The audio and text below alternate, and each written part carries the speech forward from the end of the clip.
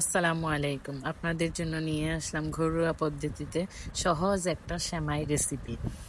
প্রথমে দুধ জাল করে ঘন করে নিলাম তেজপাতা আর দারচিনি দিয়ে।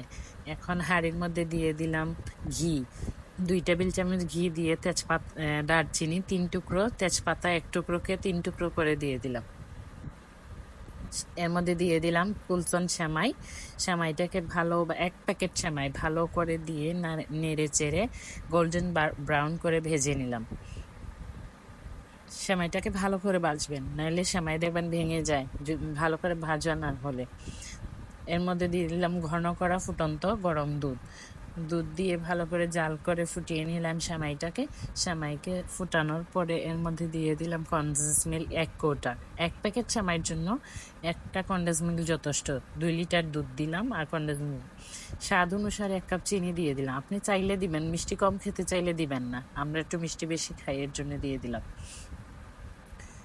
তারপরে এটা ঘন হয়ে গেলে এটাকে নামিয়ে ফেলবেন, নেমে পরিবেশন করে ফেলবেন।